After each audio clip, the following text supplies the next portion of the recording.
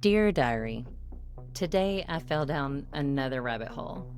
I told myself I'd just read a few articles, but here I am, hours later, chasing names I shouldn't know and piecing together details no one's supposed to remember. I'm Neeli Faulkner, and this is Dead Diary, a true crime journal for the obsessed, the curious, and the ones who always dig a little deeper. So let's go ahead and turn the page, but don't say I didn't warn you.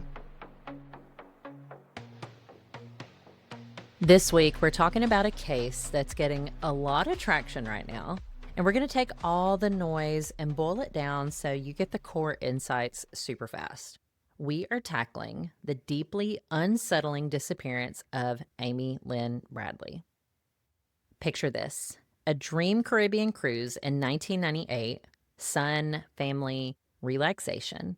Then suddenly it turns into this decades-long nightmare when Amy vanishes from the Royal Caribbean ship Rhapsody of the Seas.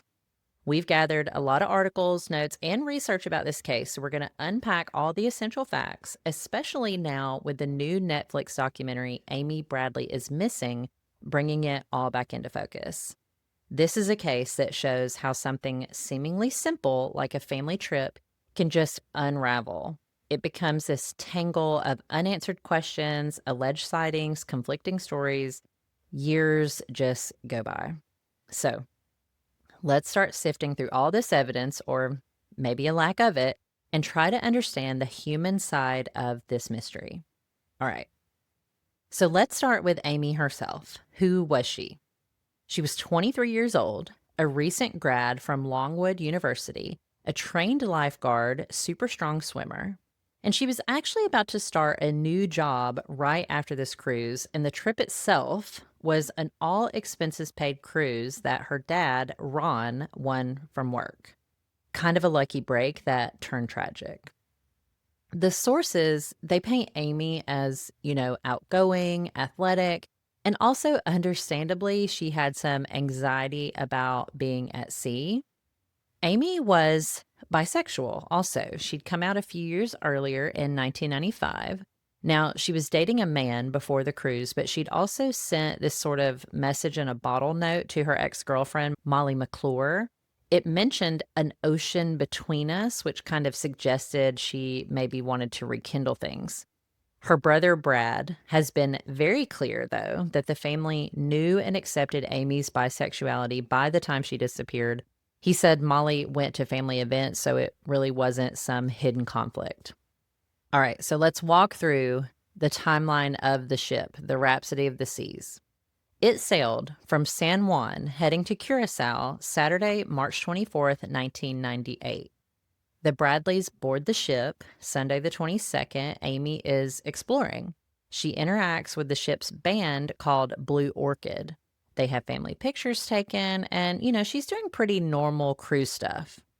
Then Monday, March 23rd, this is the last night she is definitely seen. She and her brother Brad, they go to a party at the ship's disco, and that band, Blue Orchid, is playing. There are photos and videos of her dancing pretty closely with one band member, Alistair Yellow Douglas. And Douglas later said he left that party around 1 a.m.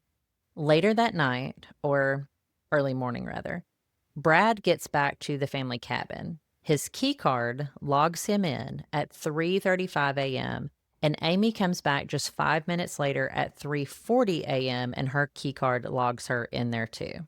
Brad said they sat out on the cabin's balcony talking for a bit, and then Brad went to bed, but Amy stayed out there on the balcony. This is when we get to the critical window. Early Tuesday morning, March 24th, this is when Amy disappears. Her dad, Ron, last saw her, he says, between 5 and 5:30 a.m. He woke up briefly and saw her legs on the balcony lounge chair, and he just assumed that she's asleep out there. And then he drifted off to sleep again. Some early reports said maybe 4:30 a.m. There's some fuzziness on the time, and it becomes a key inconsistency. And an hour difference, this is why this is important, right? Because an hour difference could mean the ship was in a significantly different location. And there's also conflicting accounts about the balcony door. Was it closed? Was it slightly open? It just becomes a point that people argue over. So Ron dozes off. Later, 3 separate witnesses claim that they see Amy between 5:30 and 5:45 a.m.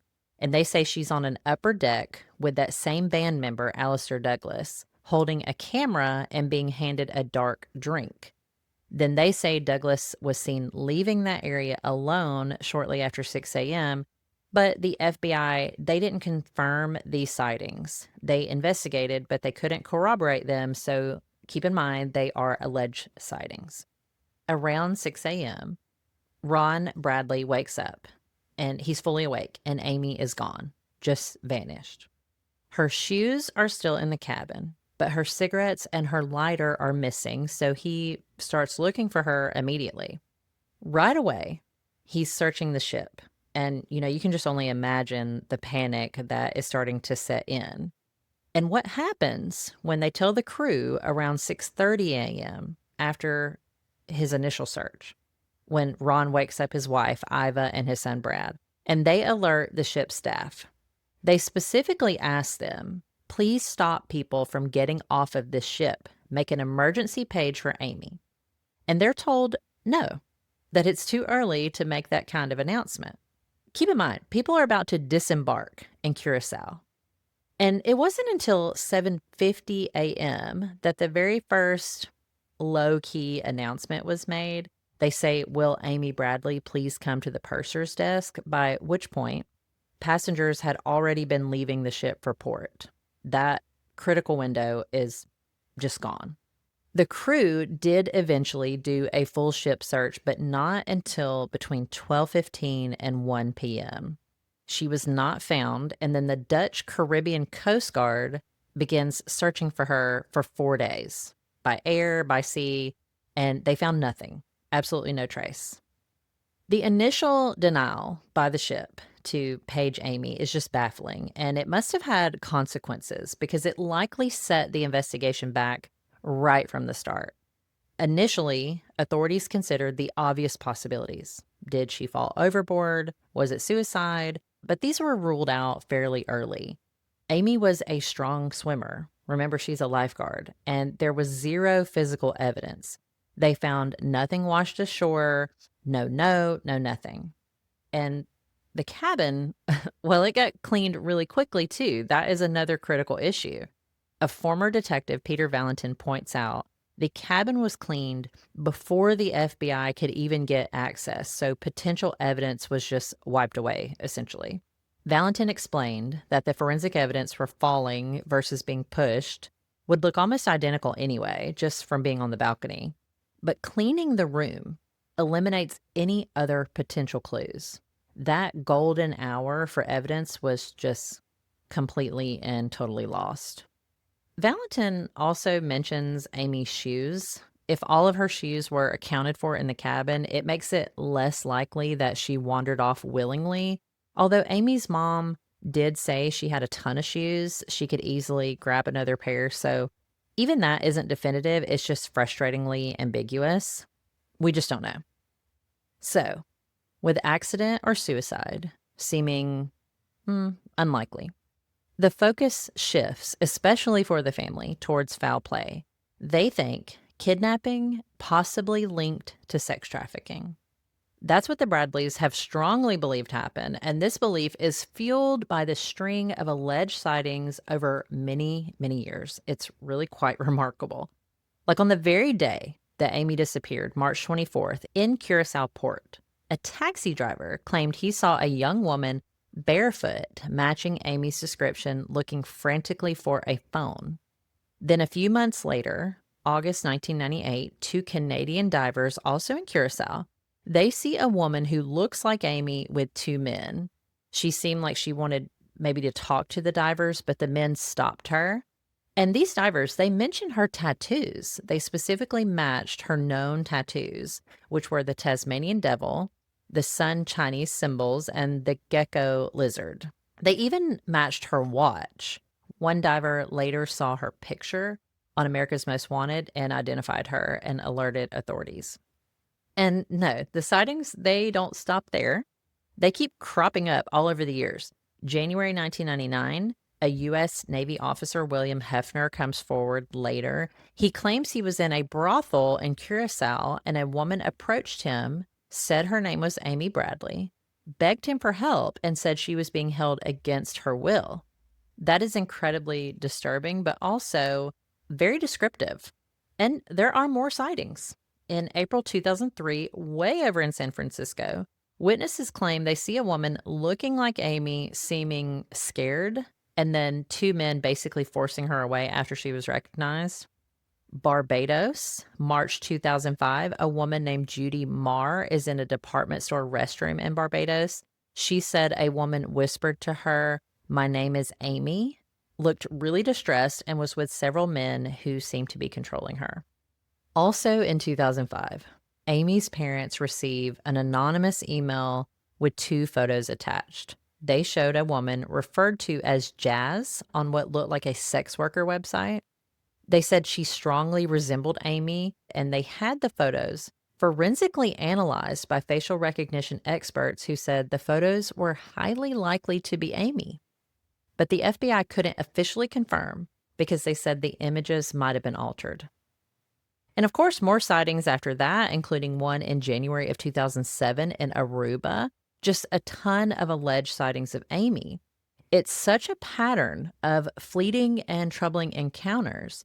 Some witnesses, like the Navy officer and the woman in Barbados, they waited a really long time to report what they saw, and the question is why? I think that's a really important psychological aspect to this case. The sources here touch on this with William Hefner, the Navy officer. He apparently feared the consequences for his career, admitting that because he was in a brothel, that held him back from coming forward for several years. And Judy Marr, the woman in Barbados, she said she just didn't know what to do at the time. She didn't recognize Amy Bradley until later, and it just really shows these barriers to what experts call bystander intervention. People worry that their input won't help, or they fear getting involved, or they just don't know the person or the right steps to take. And that's not it, because let's talk about memory. Memory itself is tricky. Eyewitness accounts are powerful, and witnesses can be very certain, but memory isn't like a video recording. It can be flawed, especially under stress or over time. So really, we have these stories, but we just don't have anything concrete. Amidst all this uncertainty and hope, the family's desperation has also made them targets. There was this awful scam by a man named Frank Jones between 1999 and 2002. He claimed he was some ex-Navy SEAL who could rescue Amy, and he ended up scamming the Bradleys out of over $200,000. He fed them fake updates, even staged photos. He was just super predatory and cruel. You just have to be a really shit person to do something like that. He was caught, thankfully. He was arrested and eventually sentenced for mail fraud, but the damage done was just awful. Another strange twist in this case happened March 24th, 2010, exactly 12 years after Amy vanished. A human jawbone washes up in Aruba. Initially, people thought maybe it was connected to the Natalie Holloway case, which was another high-profile disappearance there, but it wasn't Holloway's. Now, DNA testing ruled that out, but here is the frustrating part. Even though the bone was confirmed as human, likely from a Caucasian individual, authorities declined to do further DNA testing to compare it to Amy Bradley or any other missing persons. But why wouldn't they test it? The official reasons aren't fully clear from the sources, likely resource allocation decisions, but for the families of the missing, it is just another potential lead left unresolved. So after all this time, where does Amy's case stand officially? Well, despite no body ever being found, Amy Bradley was declared legally dead on March 24th, 2010, that precise 12-year anniversary when that jawbone washed up. But the FBI case remains open. She is still listed as a missing person, and they are still offering a $25,000 reward for information leading to her recovery, or, the arrest and conviction of anyone responsible for her disappearance. And the family has their own substantial rewards out there too. $250,000 for her safe return, or $50,000 just for information on her current location. They have definitely not given up hope. They participated in this documentary, but the documentary, while raising awareness, has also brought some difficult online attention and scrutiny to Amy's family. Her brother, Brad, has had to publicly push back against some pretty nasty online accusations. Things like calling the family racist, homophobes, or suggesting Amy killed herself because of a terrible home life, which contradicts what he said about her sexuality being accepted. There's also been this unsettling observation some online commentators made. They noted the family seems, in some interviews, perhaps more comfortable discussing the horrific possibility of Amy being trafficked and maybe having children that she's protecting than they sometimes appear discussing her bisexuality or the suicide theory. This really highlights the complex layers of trauma, grief, and how public perception interacts with the family's narrative in these long-term, ambiguous loss situations. And then there are these inconsistencies we mentioned earlier in Ron Bradley's accounts over the years, the 4:30 versus the 5:30 point in time, how long he slept, which feels like online speculation, right, about memory and truthfulness. It just feeds into these online theories. Even though, realistically, memory under that kind of extreme stress and over decades, it's naturally prone to some variation. It doesn't necessarily mean anything sinister, but it becomes fodder for speculation. All right, so let's wrap everything up. Nearly 3 decades later, Amy Bradley's disappearance is still baffling. We have these conflicting accounts right from the start, the tantalizing but unproven sightings, and this fundamental lack of hard evidence. It leaves so much unresolved for her family and for investigators. It is really a stark reminder how instantly life can pivot into profound uncertainty.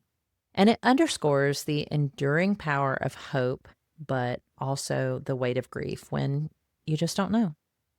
Okay, so after hearing all this, what stands out most to you about the Amy Bradley mystery? I want to hear it. So let us know wherever you're listening, and we'll be back next week with an all-new case. We'll see y'all then. Dead Diary is a production of Murder Creek Media. To explore more of our work, including our investigative true crime series and other stories that keep us up at night, visit murdercreekmedia.com. Remember, new episodes of Dead Diary drop every week, so make sure to follow or subscribe on any podcasting platform. We'll see y'all soon.